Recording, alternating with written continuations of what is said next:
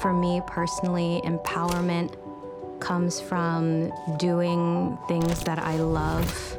Making a project look good in a small location is one of the biggest challenges of any cinematographer and videographer. You can feel almost trapped and not know what to do because you can only shoot in one or two directions. In this video, I'm going to show you exactly how I make small locations work by going over a commercial that we shot in a small photo studio. I'm going to show you all the shooting techniques I use and show you exactly how I shot this piece. So this commercial is one of those pieces that you just show up in a photo studio and you have a planned shot list, but you are just kind of going with the flow in terms of what we can capture. In this specific commercial, we are following the journey of the jewelry designer that we are highlighting here and what empowerment means to her. So this is going back in terms of exploring the topic of empowerment and how that relates to the craft that she is doing. So what we wanted to highlight in this piece specifically was her craft and what empowerment means to her. So it's mixing those two worlds. So the basic photo studio that we are working with here is this wide shot here. We had a photo studio that was a friend of the owners of the brand, and that's how we got access to it. And we just use this as our last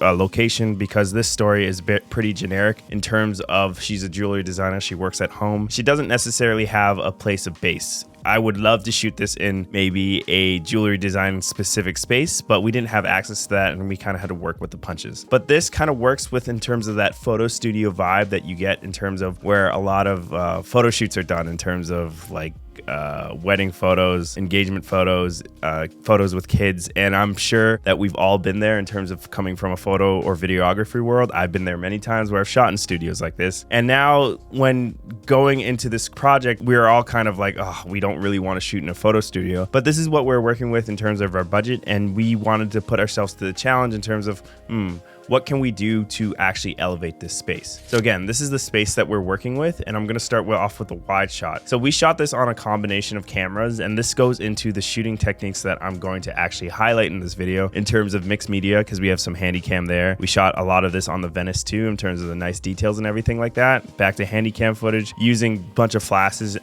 and transitions, slow-mo, real time, as well as some slow shutter just to mix in the emotion and really elevate the space that we're working with because we're not working with a lot. So there's a lot of shots that I'm just going to go through in terms of talking about it, in terms of composition, because this is the big thing that we're going to be utilizing in a space where you can only shoot in one or two directions. And in this space specifically, we can only really shoot into this window and then wrap around the light that we are able to play with. Any place that I walk into, I always prioritize where my main shooting angles are going to be. So to start off, we are shooting this on the Venice, and I have my white balance set to 5600 Kelvin because the directors wanted this to feel bright and airy, and this is mainly lit by daylight. And then because of that, the light in the background from the window. So I'm going to keep my white balance at 5600 to give me the most neutral looking image that is relative to daylight. And I'm going to change my white balance as the day goes on because we shot this around 3 p.m. and the sun was setting around 6 p.m. So I kind of just adjusted that as I went, but I do have a bunch of ambient levels from the window itself. And this is on a 35mm lens, and we are shooting wide open here. So if I do a top down in terms of that, she's walking through these curtains and then landing here at this specific table, and I have these curtains here and the camera is shooting through in this direction, and then we're on a dolly track, so that's moving, and then she's coming around this table here. So what you want to do in terms of lighting here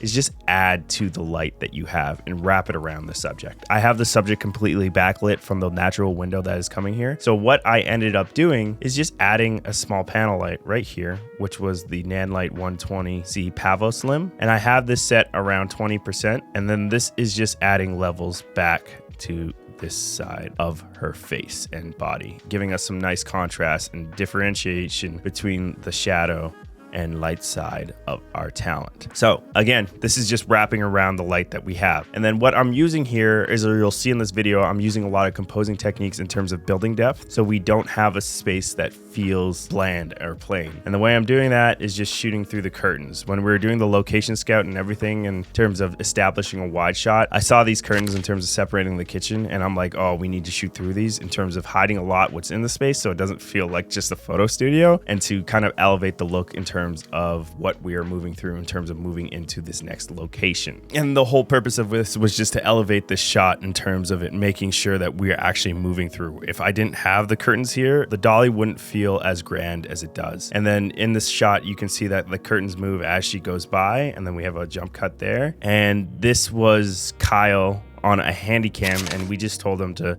hold a shot, zoom in and out, and that's the shots we're kind of looking for in terms of adding that mixed media so it feels different. The camera that we're using was just a Sony Handycam 4K, so it's shot in 16:9, which is pretty clean. But then in post, we changed the aspect ratio of that by adding those black bars, so you kind of know that it is a different camera. You can obviously see the loss in quality, but if we didn't have the black bars there, it would feel very weird and be like, oh, did you just expose wrong, or what's wrong with this image? So you need to differentiate in terms of mixed media, in terms of adding all that stuff. And then for some of these tights here that you see that'll be breaking down here, this is just another form of mixed media that we use in terms of shooting on the Venice, but we are now coloring that black and white. So this feels a lot more intentional in terms of showing off the jewelry pieces as well as her emotions. If you're enjoying the cinematography breakdown and want to understand why we make certain decisions, as well as our process in terms of creating consistent cinematic images, check out our upcoming masterclass, Cinematic Lighting Foundations, which will be releasing May 1st, linked in the description below.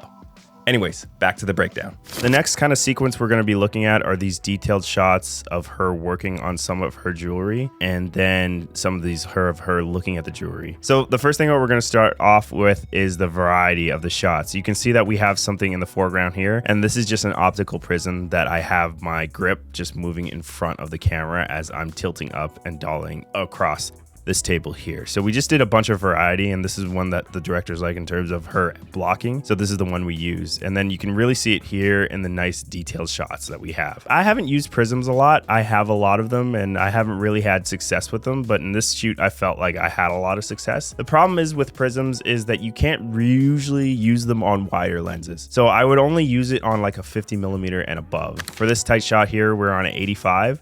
And then I had my grip again, just moving the prism in front of the camera and shooting it slow-mo. If you try to shoot this at real time with the prism on the camera, it would feel really weird and jittery because moving a prism in front of a lens is a very hard thing to do. But what I've seen a lot of DPs do, and what I'm trying to get into too in terms of a lot of specialty shot, is using magic arms to have the prisms or any type of glass in front of the lens itself, and then having them off to images that really distort it and really bring it into another look and being like, wow, what is that? Kind of like slow shutter and really smearing the frame and everything like that, but just adding a bunch of interest and texture back into your image. So this is just another way to add interest with a studio location that you can only shoot in basically two directions. So this next direction that we're looking at is, instead of into the window, we are looking now into the corner of the room where I can develop the most part of the depth, as well as kind of bias the light so I can get more wrap around her face without using a lot of lights. So in this situation here, I'm using all natural light, and this is just the position of the talent. This whole sequence here is like the same lighting setup that I'm using, which is just the back window. So I'm just gonna focus on this specific shot here. So what we did is we had this window in the back, and she's sitting here,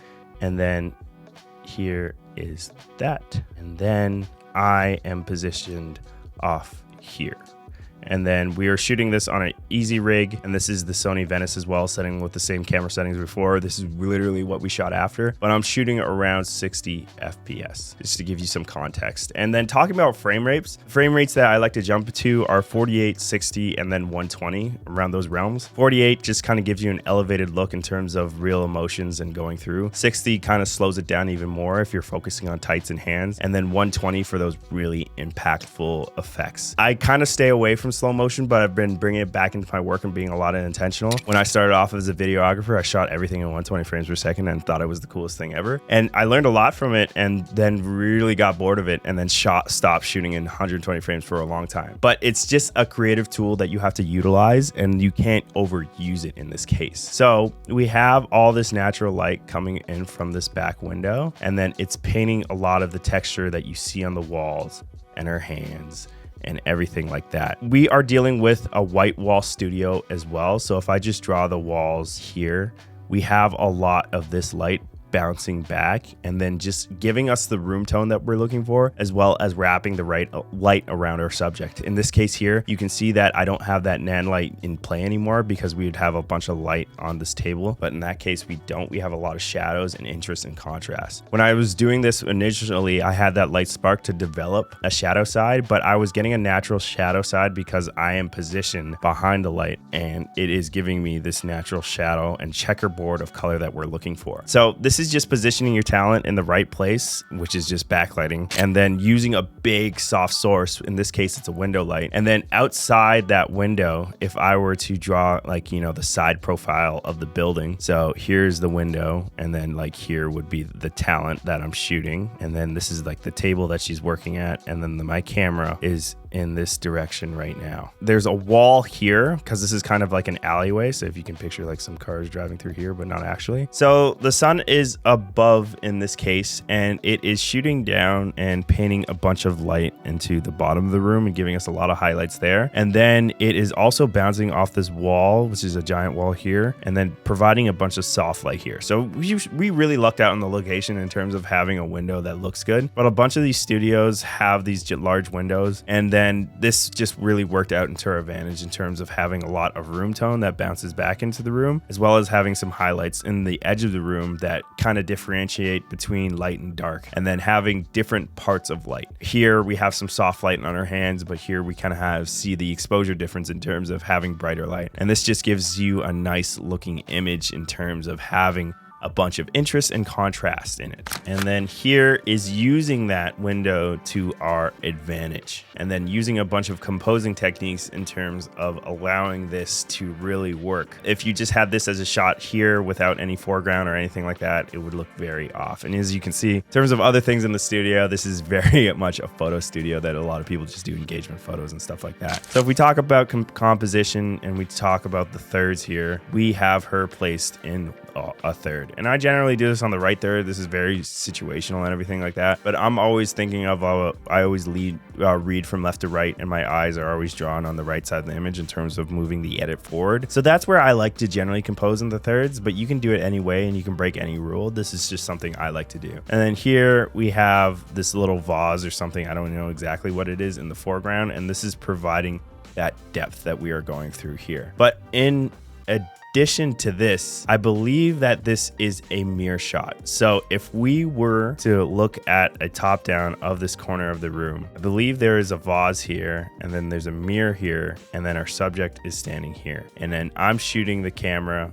into this mirror here. This just gave me a really interesting angle and allowed me to build even more depth between the distance between the camera, this element in the foreground, as well as my subject. So that is basically almost doubling the distance I have in terms of building the amount of depth we have here. And this was kind of something we saw, and they're like, oh, let's see if it works. And then the directors just placed the talent on this window, and then I told her to rotate in specific directions so we would have enough light wrapping across the rest of her face. So again, we're just using this natural window light here that is providing a bunch of ambience into the room so we get enough detail on the wall and everything like that. And then this is providing a nice gradient across the face and giving us some Rembrandt lighting as well in terms of developing that triangle and interest and basically a bunch of contrast that we're always looking for. And because this falls off into the rest of the room and we have some white walls, we do get some lift as a fill light back into her face and the dark side of the body. So it doesn't go to complete contrast. If I had a neg here and I walk that in, it would be a little bit too contrasty in terms of what we're trying to develop. So again, here is just developing more interest and more depth in my frame by using that mirror as well as the vase on the left side of the frame, and also composing in the third and giving me other leading lines such as the window lines here and this shelf here, which just points towards my talent, so I have something obviously to focus at. Also looking at the frame in terms of what's your busiest spot, in terms of where you want to position your talent relative to your camera and vice versa. We have a big empty space that we're dealing with here, so I'm gonna roughly push my talent here so I can allow interest. If I had them over here off to this side, it would be blocking between this vase as well as being busy back here. And then this kind of gives me the splitting the difference of putting her on the third as well as not being a center frame, so it doesn't feel too intentional. This feels very natural. Then we're gonna move on to these slow shutter shots. So I do a lot of these slow shutter shots. That's what a lot of people use it, but the actual effect we are using here is something called step printing. And I talked this about in a previous video. And if you guys want to see a dedicated video to this, please let me know in the comments below. So we are using the Sony FX3 here, and I'm shooting at my shutter speed at 1/1/8. This means I'm letting a lot more light in. And then if we look at a second of how long the shutter's open, usually at 24 frames per second, you'd only have the shutter open at 1/50th of a second. Here I have 1/8 of a second, which allows this smearing effect. And what we did different here is we put the FX3 on a gimbal. And this is something I usually don't do when I do the step printing. We wanted to have the nice natural movement of going in and out as well as across, as well as having the chaoticness and smearness of the shutter speed, which kind of gives you a nice marriage between the two and a really cool effect that really liked for this piece, and what I'm gonna do a lot of the times moving forward, because it gives you certain elements that are parallaxing in certain ways as well as smearing in other ways, and it just adds a lot more artifacts and feels a lot more natural. A lot of people do this slow shutter effect handheld and just whipping around. This is more intentional in terms of having a purpose for the slow shutter and not just using it for transitions. And this is just me developing my cinematography style and my transition style and everything. And I would say it as maturing as I've grown as a cinematographer, and something that I've seen over the couple of years. These are the settings that I'm using, and then as you can see, we switch this to black and white to kind of really switch it up in terms of not looking at the same shot. If we did the slow shutter back to back to these shots, it would still feel different, but this makes it even feel more different, and it's very open to interpretation of why this is black and white. I don't know exactly what the director's thought process was in that, but we really liked it in terms of just feeling another level of different in terms of the gimbal movement, the shutter speed effect, and now we have this black and white. So just something to consider in terms of adding more variety as well as different types of shooting for a shoot like this where you don't have a lot of angles or shots to work with specifically. The last shots that we're going to be talking about but in the piece are the sequence of detailed shots that we see here. So the directors really wanted to get into the thought process and slowing down the edit with these locked off shots where you have the talent moving in and out and kind of switching between poses and everything like that, and then adjusting the angles. We wanted to feel very in the person's space. So we shot this on the Sony Venice, and then I am shooting on a 105 macro lens. And then a thing that I like to talk about macro lenses is that everybody assumes that you always shoot at an aperture of wide open. So this is a 2.8, but usually I like to shoot macros in terms of what I really want to have in focus. When you have a lens that tight and on such a low t-stop like 2.8, your plane of focus is very thin, and it can be kind of distracting in terms of what you want to focus on. And it can be used as a stylistic choice and everything like that, but I generally shoot everything at f4 to f8 in terms of my macros, so I can have more in focus because the shot is so tight. We are being intentional in terms of being super tight and super macro already, and I want more in focus, so we just have more to look at in terms of just this thin plane of focus. And then what the directors did is we just rolled this as one take. We didn't necessarily have the talent go in one position, me reframe, and then hit roll. We actually had the camera rolling the whole time, so you would get these in-between moments that we could easily cut to. As you can see here, she's taking direction from the directors right now, and then she's kind of like, oh, do you want me here or here? And this was a really good moment to use in the edit in terms of what she was talking about in that moment, in terms of empowerment and just everything that had to deal with these pieces. We really like the rawness of this, and then we obviously use the intentional shots like this one in terms of like, hey, can you look at the lens directly? But the directors really like the kind of freestyle shots. That's what Justin likes to call it, in between. And those are really moments that really feel good and that they feel real. So obviously just have the communication in terms of your talent, like, hey, we're going to be rolling this the full time, because you don't want to say like, oh, secretly roll, and they don't know that. So that's just a practice that you have to do in terms of like, hey, we're going to be just rolling this the whole time. I just want you to cycle through a bunch of actions. And then you'll feel that you'll use a lot of the times the more real stuff in terms of the conversations that they're having, laughing, or any intimate things like that. So again, we shot this on a 105. And then if we look at that room that we were shooting at this whole time, we had her positioned off on this side of the room, and I am shooting this way. And then what I'm utilizing is that window light as basically a key light on the side, and that's wrapping around. And then you can even see that window in her eye here. So you can see that that's on that side, and the light is coming in from the left side of the frame in terms of camera. And then we just have a bunch of shadow developed on that side. And this is the same setup we use for all these shots here, and just feathered her off in different positions. As you can see, the light kind of falls off here and we get more contrast on this side. And then on this frame here, the light and the gradient is kind of very soft and not as intense as the other ones. So this is just positioning your talent and then getting the right blocking in terms of direction and everything like that. And then utilizing a big soft source, which was the big window that we're using. So just to sum up this video, when you go into spaces that you're like, I'm really not looking forward to shooting in this space because it's just a photo studio, you can't have that mentality or that mindset. It's just like, how can I maximize this space and make it look the best it's ever looked? Obviously, we're doing this in the best interest in terms of not an ego standpoint, but just going in with a positive attitude in terms of what we can actually create with this space. And it's all about attitude and how you approach things, because again, we were going into this, we're like, what can we do? But then this kind of kicked in the older days of like what we used to do as videographers, as well as all the summation of years of experience between the directors and I in terms of, okay, we should shoot all the intimate stuff on an 85 on slow-mo, okay, and then move into the gimbal and do this stuff. So it's just like a combination of pulling out all the moves that you've learned over the years and then really utilizing the basics of cinematography when it comes to composing to really dirty up your frames and to give the most interest, because that's what you're looking for in terms of any commercial. And to make any location work, you really have to focus on the basics and those skills, and you'll see that you'll develop these over time, and then it will become second nature to you in terms of where to shoot and how to shoot.